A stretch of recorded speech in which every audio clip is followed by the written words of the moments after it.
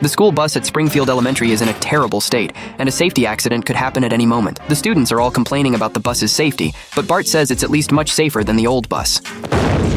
At this moment, Milhouse notices the hole under his feet getting bigger. Fortunately, they react quickly and switch seats in time. Edna, seeing this, is very concerned about the student's safety. She wants Skinner to get a new bus, but the school budget keeps shrinking, and there's simply no money for a replacement. Once the bus stops, it won't start again, so the students still have to chase after it. Some can't catch up and have to give up. All this is because of Skinner's stinginess, which is causing the school's student numbers to decline. Edna has had enough. The school cuts everything: salaries, supplies, and even lunch. Teachers have even noticed the taste of newspaper in their meals. She forces Skinner to increase funding for the school, but Skinner insists that the newspaper scraps provide essential fiber and ink for the human body. Skinner and Edna have an unpleasant argument and part ways angrily. Lisa worries that their conflict might lead to a teacher's strike. Strike, eh? Ow! Ugh, my bones are so brittle.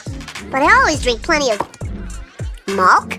Now the students can't properly attend classes. The pointers are almost all used up. The books the students have are banned books from other schools. But Skinner doesn't care at all. After Skinner leaves, Bart starts causing trouble. He deliberately provokes Edna to make her go on strike. Bart also goes to the principal's office to anger Skinner. As a result, Edna and Skinner end up arguing directly in the school hallway, and Bart continues to meddle behind their backs. That's it! Strike! At this point, Edna announces the strike over the broadcast. Once the teachers hear the news, they immediately leave the school. Without teachers to supervise, the students rush out of the school and go home. The strike is great news for Bart, but terrifying news for Lisa. During the school-free days, Bart goes around causing trouble everywhere. Meanwhile, the teachers hold strike activities every day. To extend the strike, Bart even deliberately spreads messages to anger Edna. Marge is very worried about the children, and Lisa is nearly losing her mind. This morning, she even tore her raincoat into pieces. I know. And this perpetual motion machine she made today is a joke. It just keeps going faster and faster. Bart's situation is also bad. He needs limits and restraint. Hello, Mother dear.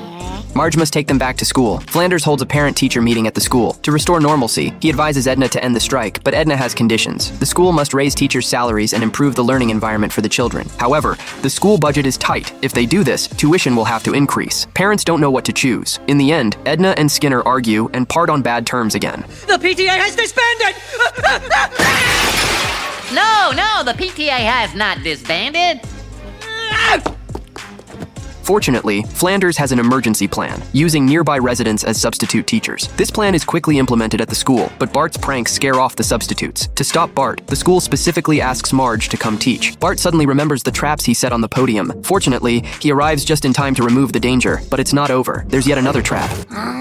Kids have been doing that one since my day. Bart has had enough. He must find a way to get the real teachers back. He forcibly locks Edna and Skinner in a room together, forcing them to come up with a solution. Skinner suddenly thinks of renting out the coat room to an overcrowded prison. This way, they have money to raise teachers' salaries and improve the students' learning environment. Another benefit is that the mischievous students are scared straight. Psst, kid. Help me break out of here. I'll totally make it worth your while. I'm listening.